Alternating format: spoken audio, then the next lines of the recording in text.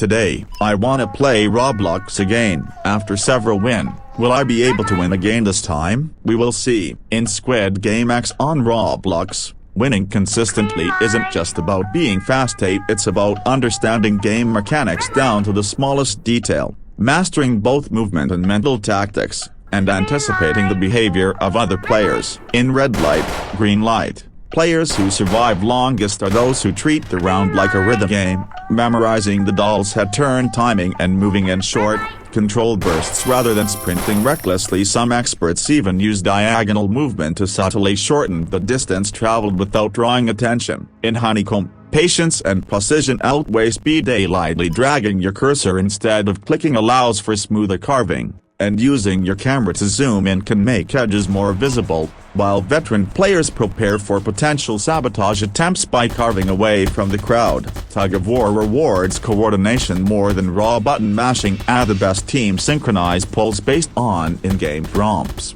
maximizing power bursts while avoiding early fatigue, and some position themselves slightly off the rope's center to prevent accidental pushes or tripping. In marbles, reading psychological cues is just as important as guessing correctly. Watch for opponents who overthink, as hesitation often reveals uncertainty, and remember that occasionally throwing a round can lull an opponent into a false sense of security. Glass Bridge combines memory, timing, and bravery. Calculating how many players remain can help you decide whether to risk a jump or wait for others to reveal safe tiles. Skilled players often stand slightly behind another player so they can react instantly to the outcome without wasting movement. Beyond individual rounds, general survival skills matter.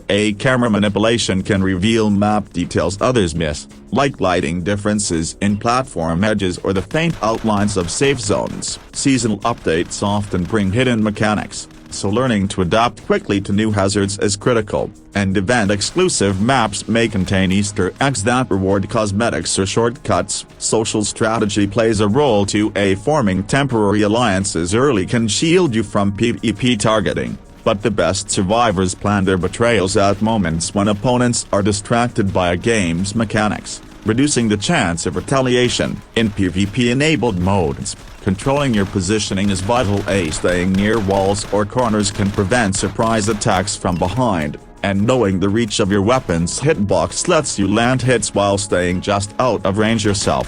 Spectator mode, often ignored, is an advanced training tool. Watching winners reveals jump timing, avoidance routes, and even unconventional shortcuts that aren't obvious in the heat of play. The mental side of Squid Game X is where many falter. Panic, overconfidence, or frustration can cause simple mistakes, so veterans train themselves to treat every round like a puzzle instead of a race, breathing steadily to maintain control under pressure. Finally, treat every match as a learning opportunity. Even losses give you data about player tendencies, timing windows, and map quirks, all of which you can store mentally and apply in the next game.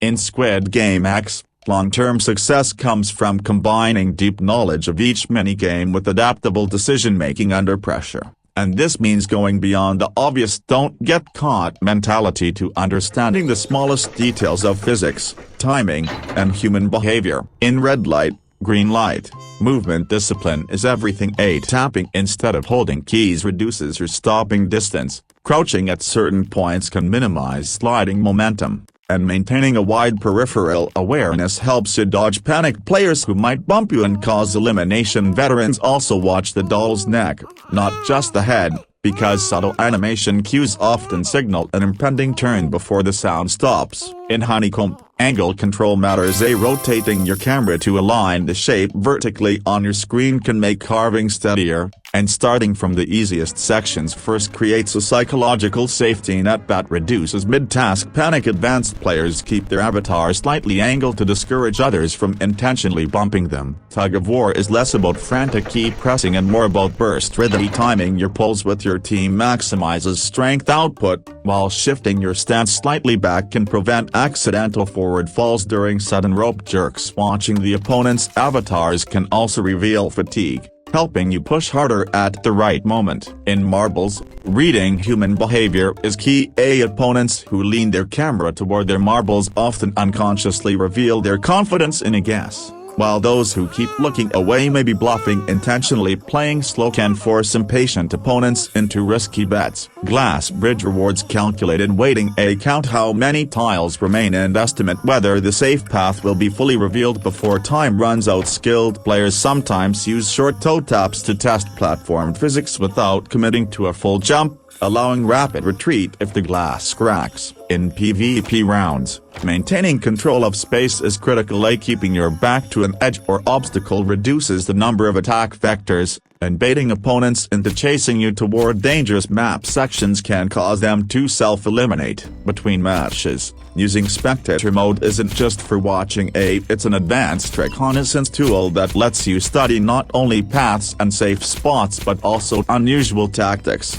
like players who deliberately take longer routes to avoid choke points. Seasonal events and updates introduce mechanics that many ignore. Fog effects can reduce visibility, making auditory cues more important, while slippery floors in certain event maps change acceleration and stopping distance. Social play matters more than most think. Early alliances can shield you from aggression, but the most effective betrayals happen during moments of chaos, such as the start of the round, when opponents are too focused on survival to retaliate. Camera positioning is another often overlooked skill. In crowded games, pulling the camera high and slightly behind gives a tactical overview of both the objective and incoming threats, while low angles can help with fine precision tasks like honeycomb. Lastly, treat every elimination as a lesson. Pay attention to what caused it, whether it was physics, timing, or another player's interference, and store that knowledge for future matches,